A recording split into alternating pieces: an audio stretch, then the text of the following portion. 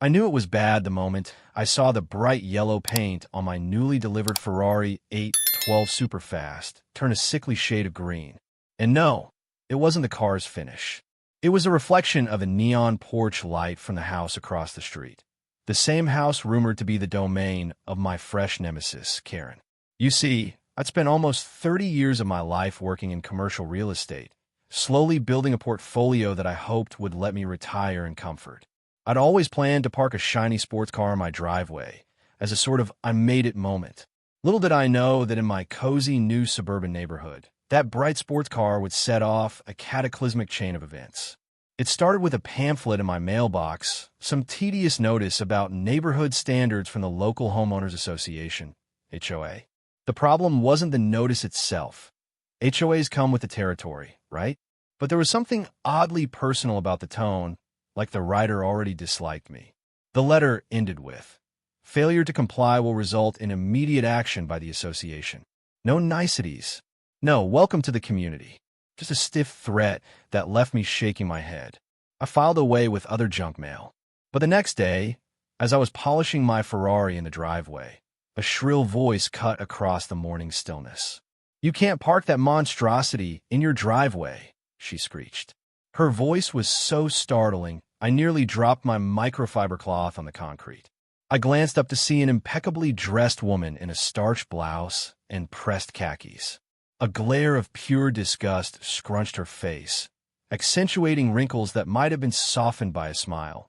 But that obviously wasn't an expression she was accustomed to. This had to be Karen, the rumored queen of the HOA. She jabbed a finger toward my Ferrari.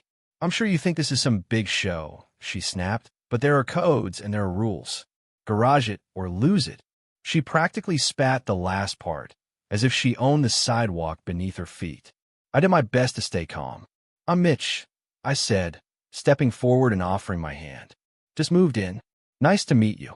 Her eyes flickered down to my extended hand. Then she ignored it. "I'm on the board of the HOA," she announced, as though that answered everything. "I'm also chair of the Community Appearance Subcommittee, so you'll want to pay attention to what I say." She yanked open a manila folder, retrieving some forms. "You should have received these guidelines already. If your vehicle is considered unsightly or disruptive, and that includes high-performance cars that produce too much noise, it must be kept out of view." My Ferrari was a brand new 812, not some rickety old rocket spewing black smoke or blaring heavy metal. But I could see no point in arguing with her. She was a steamroller, so I nodded politely and murmured, "I'll take a look." I hoped that would be the end of it, but over the next few days, I noticed subtle things. Emails from the HOA about possible code violations, fines for alleged noise disturbances, and even a complaint about my yard not meeting visual harmony guidelines because I had dwarf spruces instead of the recommended boxwoods. It felt personal, like Karen was behind it all. Of course, I had some secrets of my own. My success in commercial real estate was only part of the story. I also owned a network of residential properties, some with tenants who never knew I was the landlord. It was safer that way. No direct harassment, no personal involvement. I had property managers for that. Ironically, one of those houses was right here in this very development. When I bought my new home, I didn't plan on revealing my identity as the property's owner to a certain occupant across the street. The occupant had lived here for years, always paying rent through an online portal. My property manager fielded her calls and requests. I knew about her from monthly summary reports, though I'd never actually met her. But I knew her name well, Karen Olson. Yes, you guessed it. The same Karen who was now stalking my driveway. The same Karen who declared war on my Ferrari. A wild coincidence, I know, but sometimes the real estate world is small.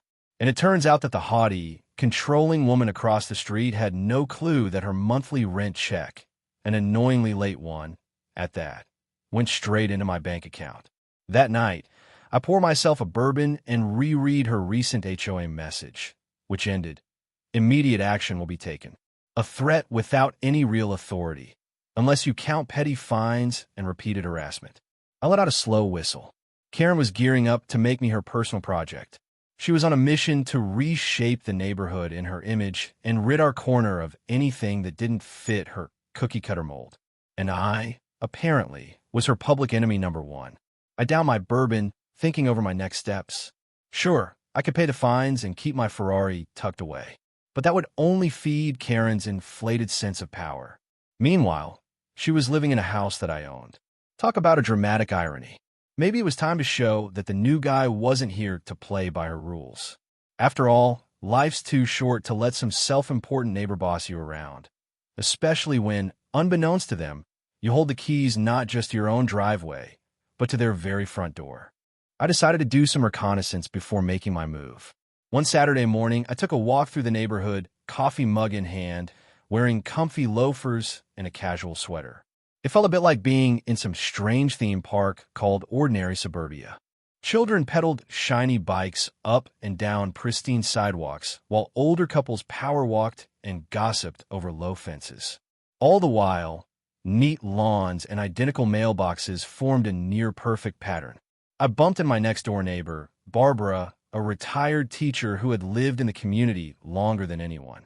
She was tending to her begonia-filled window boxes. With a warm smile, Barbara waved me over and offered an extra cup of coffee. "Karen giving you trouble already?" she asked, not bothering to hide the chuckle in her voice. "Is she always this intense?" I replied, "Oh, she's relentless," Barbara confided, lowering her voice. "She has a real talent for pushing people to their limits. She calls it community improvement, but most folks call it harassment." She cast a worried glance at the white two-story across the street, presumably Karen's house.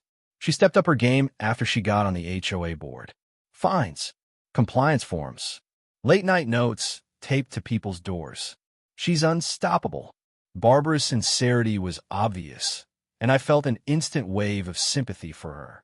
HOA nightmares were usually overblown rumors, but here was living proof that one meddling neighbor could make everyone's life miserable.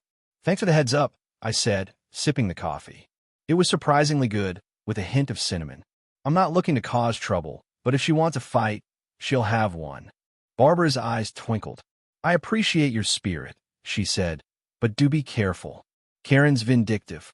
Her late husband left her a decent savings, and now she has all the time in the world to chase after her so-called violations. She's the kind of person who'll nitpick a fallen leaf on your driveway." We chatted a bit longer, and as I thanked her and walked away, my mind raced. I've been the underdog once in my life, back when I was starting my real estate career, dealing with pushy property owners who try to run me out of the market. But I'd learned to adapt. I'd learned to push back. And now that I had the advantage, owning Karen's house, this situation felt almost laughably stacked in my favor. Still, I needed to handle it with tact. Spite was tempting, but a direct assault could blow up in my face, especially because Karen was so deeply embedded in the local HOA. My first real blowback arrived one afternoon a few days later. I was returning from a light grocery run when I saw something that made my gut tighten. A small figure crouched by my Ferrari, scribbling on the paint with what looked like a thick black marker. "Hey!" I shouted, nearly dropping my grocery bags. I sprinted across the street, heart pounding. The culprit sprang up. Even from a distance, I recognized that short hairstyle, the stiff posture, the scowl. "Karen." She flung the marker aside and marched off, ignoring my enraged calls. I was fuming, but I forced myself to check the damage first. My Ferrari had a diagonal slash of black across the side door. Not permanent marker, I realized, some kind of greasy paint pen. My arms trembled with anger. That was thousands of dollars in repairs if the paint was scratched underneath. I pictured Karen's smug face. She was trying to intimidate me. But that was when Barbara came sprinting out of her house, cell phone in hand. "I recorded it," she breathed, brandishing her phone. "I've been hearing some weird noises and peeked through the window. I saw her messing with your car. I got a video, if it'll help." Relief mingled with my rage.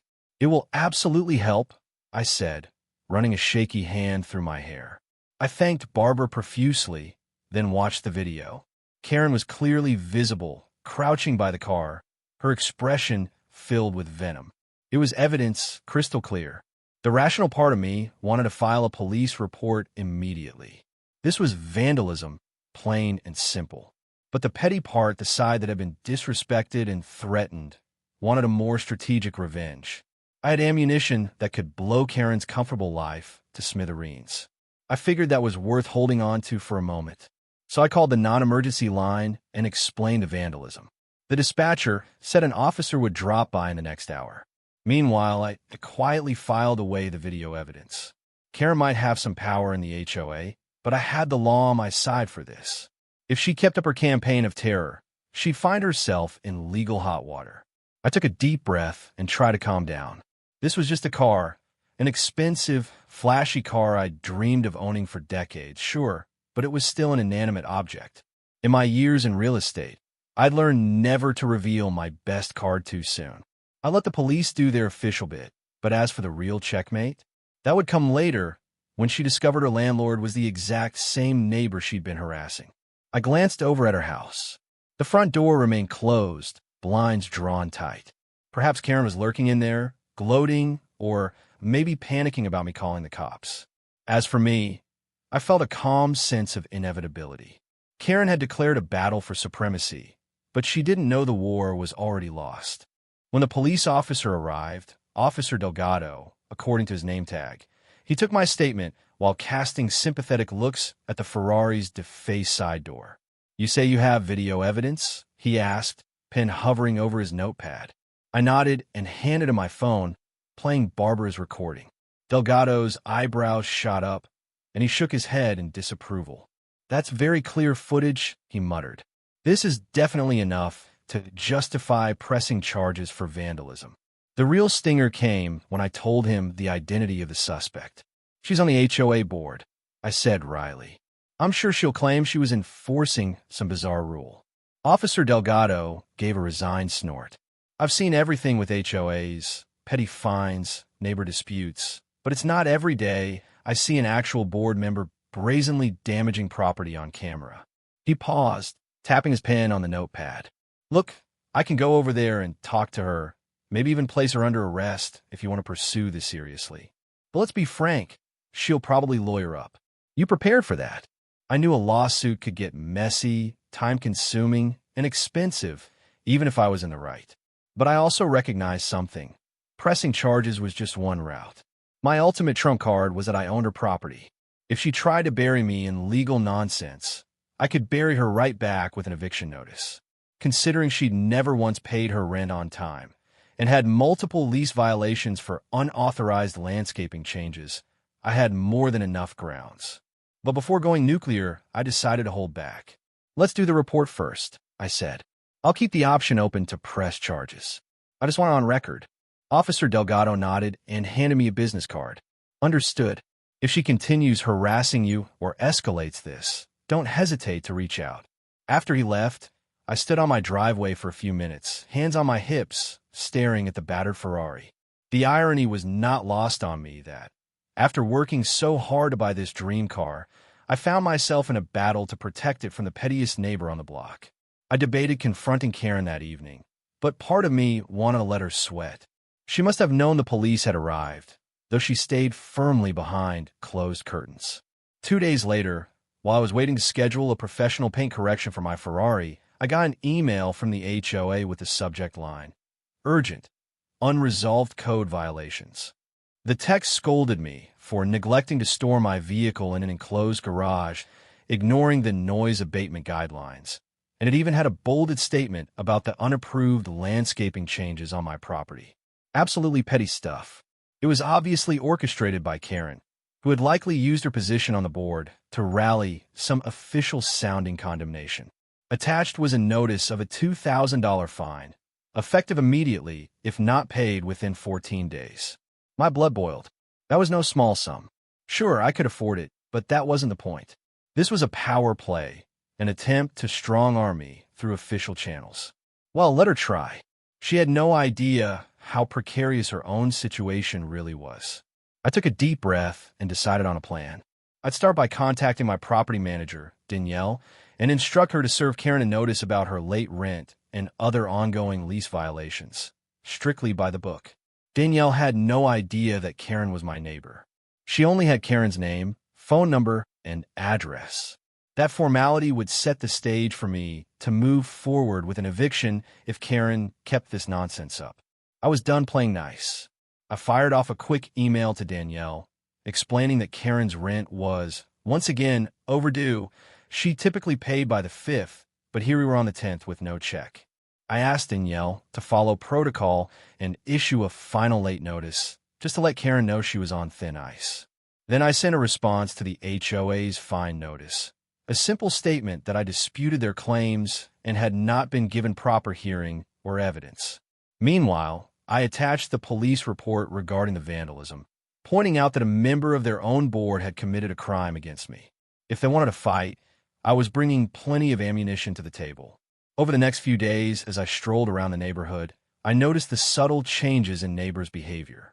Some are obviously sympathetic, like Barbara, who gave me encouraging smiles and kept me updated on any suspicious activity. Others seemed uneasy, possibly wary of going against Karen's iron grip on the HOA. At times, I could practically hear the gossip swirling through living rooms and backyard barbecues. Did you hear about the new guy and Karen? Did you see the police? Did you read the fines? Karen herself seemed to have gone into hibernation. No more nasty run-ins. No more scowling from behind the hedge. But I sensed the lull was just the calm before a bigger storm. She was probably scheming, collecting her own set of petty complaints to fling at me. On the 7th day after the vandalism, my phone buzzed. It was Danielle. "Hey, Mitch," she said, her tone uncertain. "I just wanted to let you know I sent Karen Olson a final notice yesterday for her overdue rent. She actually came down to my office this morning, furious. Accused me of fraud, said she had connections in the HOA and that your company was about to be in big trouble." Danielle sighed. "She's quite the piece of work." I bit back a grin. "Thanks for letting me know, Danielle. Don't worry. Keep following the usual process. We have every right to collect on unpaid rent." Hanging up, I could almost see Karen pacing her living room, venting frustration at the property management office. Maybe she was just starting to connect the dots. Maybe not. Either way, she was about to learn that playing dirty with me had consequences. And if she thought a $2,000 fine would scare me off, she was dead wrong. The next phase of Karen's assault arrived in the form of a handwritten letter shoved under my front door late one night. I discovered it in the morning, a single sheet of line paper with cursive so elaborate it was nearly illegible. The gist was this: cease and desist your harassment of my property management office. Any future intimidation or fraudulent claims against me will be met with the full force of legal action. It was signed simply KO. I almost laughed at the irony. She was threatening me for contacting my own property manager because she hadn't paid her rent. Did she even understand who owned her house? Possibly not. Maybe she assumed the corporate name on the lease was a faceless entity. Still, I folded the letter neatly and added it to my growing stack of Karen evidence. When I had enough, I'd have a thorough file to present to a judge if I needed to proceed with eviction or legal action. But part of me still wanted to orchestrate a more elegant reveal. Let Karen realize in slow-motion horror that she'd been living in my investment property all along, that the man whose Ferrari she'd vandalized was the same man who effectively held her entire life stability in his hands. For a few days, I maintained a routine, reading newspapers on my porch in the morning, taking a brisk walk through the neighborhood in the afternoon, and tinkering with my newly redetailed Ferrari in the garage. I kept it off the driveway for now just to ease the tension, but I refused to hide. I let neighbors see me, greet me, and notice how unflustered I was. Let Karen wonder why I wasn't crumbling under her fines and threats. Meanwhile, Danielle reported that Karen had finally paid her rent, 14 days late, and only after a barrage of angry phone calls. She ranted that the house was in need of serious updates, specifically repainting, new carpeting, and a lawn redo. Danielle politely reminded her to submit maintenance requests through the portal and that any cosmetic changes must be approved by the owner. Karen responded with a string of expletives. I felt a twinge of sadness for the woman. It was obvious she was deeply unhappy, lashing out at the smallest perceived slight. But empathy only goes so far when your property and livelihood are at stake. She'd drawn first blood when she vandalized my car. On a warm Sunday morning, I was trimming my dwarf spruces, the ones Karen had so adamantly disapproved of, when I spotted a small group gathered at the far end of the cul-de-sac.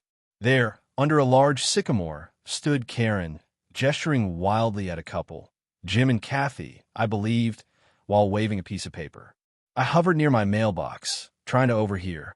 Bits of conversation floated across. Out of compliance. Front door color not approved. Failure to meet the standard. Jim and Kathy looked exasperated, and Karen's voice was shrill. I caught Barbara's eye from her yard. She gave me a sympathetic shrug. It seemed Karen was on a fresh crusade to enforce bizarre HOA rules. I finished my yard work and retreated indoors, not wanting to cause a scene, but my curiosity was piqued. Why was Karen doubling down? Maybe she was trying to reassert authority after failing to frighten me with her own violation notices. The answer came later that evening at a hastily arranged emergency HOA meeting, which Barbara clued me in on. Normally, I wouldn't attend such a thing, but after everything that happened, I wanted to witness Karen's antics firsthand. Barbara insisted I go as her guest, because technically the meeting was restricted to members, and I wasn't officially on the board or any committee. But by forging a last-minute invitation, we sidestepped those rules. The HOA meeting was held in a small community center on the other side of the development. Folding chairs in a semicircle, a table up front for the board members, and a scattering of mild refreshments on a side table. It was about as thrilling as a middle school PTA gathering. I took a seat in the back, next to Barbara. Karen presided front and center, flanked by two other board members, a frail older gentleman who seemed half asleep, and a timid woman who rarely spoke. Karen hammered through the agenda. We have several pressing violations to address, including unauthorized front yard designs, unapproved color schemes, and failure to store vehicles properly. She shot me a cold glare. It didn't matter that I was sitting discreetly in the back. She knew I was there, and she wanted me to hear every pointed word. Additionally, she continued, I've received numerous complaints about the attitudes some homeowners have expressed toward the board. We must remain respectful if we want a harmonious community. She paused. We also need to talk about an incident of vandalism. My property was vandalized. My eyebrows shot up.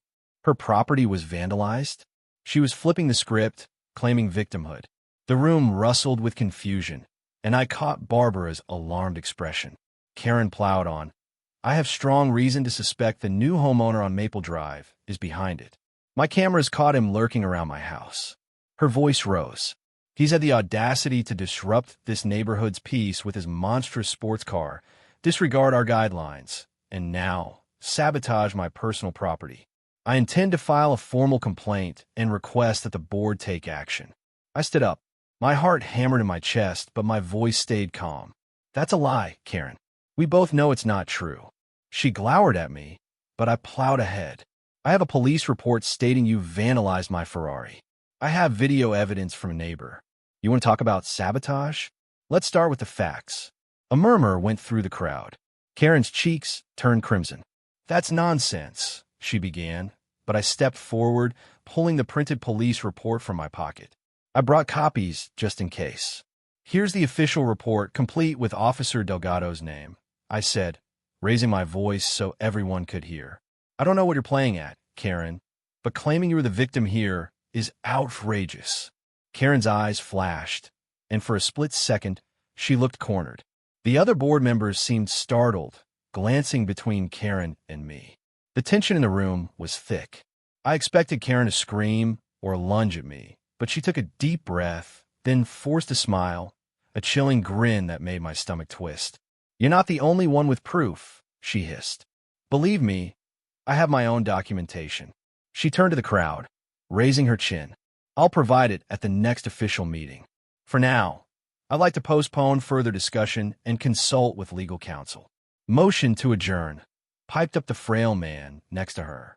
It passed just like that, leaving half the residents confused and the rest whispering in speculation.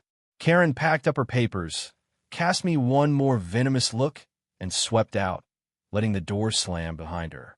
Barbara leaned over. It seems she's not backing down, she whispered, eyes wide. This is getting serious, Mitch. I nodded, heart still pounding. Karen was digging in her heels, possibly forging some twisted evidence to accuse me of vandalizing her home in retaliation. But if she thought I was about to fold, she was dead wrong. The time for subtlety was almost over. The next morning felt electric with tension. Even the birds seemed reluctant to chirp near Karen's place. I watched from my porch as she stomped to her mailbox, retrieved a stack of letters, and disappeared back inside. I wondered if Danielle's late rent notice and potential eviction warning were among those letters. If so, that'd likely be the final puzzle piece snapping into place for her. Sure enough, around midday, my phone rang. It was Danielle. "You won't believe this," she began, and I could hear the exasperation in her voice. Karen Olson showed up again, demanding to know who the owner of the property is. She's convinced there's a conspiracy to force her out of her home. She even hinted at some vendetta a neighbor has against her. I smiled grimly. "Did you tell her my name?" "No. I told her that releasing the owner's personal information would violate our privacy policy." That only made her more furious. There was a pause. "Mitch, she threatened to sue the management company if we don't reveal who you are." "Let her sue," I said. "We're not violating any law. If she's behind on rent or in violation, that's on her. Just keep following protocol. I'll handle the rest." After hanging up, I stared at the Ferrari keys on my kitchen counter. A wave of determination surged through me. This was it, the moment to end her tyranny. All the puzzle pieces were aligned. I had the police report, the video evidence of vandalism, the repeated lease violations. Karen had no idea how cornered she was. I walked straight across the street and rapped on her front door, my heart pounding. For a moment, nothing happened. Then I heard the sound of locks being undone. Karen opened the door just a crack, her eyes suspicious. When she saw me, her expression soured. "What do you want?" she demanded. I held up my hands, palms out. "We need to talk now. This has gone on long enough." She let out a derisive snort. "Talk? You should be talking to a judge about all your violations. Karen, we can do this civilly, or we can do it the hard way." I reached into my jacket pocket and pulled out a folded piece of paper. "Recognize this? It's your lease agreement. You might notice the property owner's name is listed as MB Real Estate Holdings. Care to guess who runs MB Real Estate Holdings?" Karen blinked, confusion clouding her features. "What are you trying to say?" I unfolded the lease, pointing to the signature line. "I am. The M stand for Mitch. I've owned this house for years. You've been my tenant the entire time." For a split second, Karen's face went utterly blank. Then color flooded her cheeks, and I swore I could see panic in her eyes. But being Karen, she quickly twisted it into fury. "That's impossible," she hissed. "You're lying." I shook my head. "Check with your property manager. Check the county records. It's all there. I've known you were my tenant from day one. You've never once paid your rent on time, by the way." She stood there, trembling. The quiet was deafening. Then, as if stalling for time, she looked over at my Ferrari parked safely inside my garage. "So, this is your grand revenge? You think owning my house gives you the right to destroy my reputation?" I felt a storm of conflicting emotions swirling in my gut. Part of me wanted to shout, "You started this war," but I held my tongue. "Karen, you vandalized my car. You tried to fine me thousands of dollars. You filed false complaints. You've been harassing the entire neighborhood for far too long. This isn't about revenge, it's about accountability." She crossed her arms. "I'll have you know the HOA stand behind me. We have rules, and you're in violation." I took a step closer, voice low and steady. "You might have some influence on the board, but you committed a crime. If you don't back down, I'll press charges and include the video footage.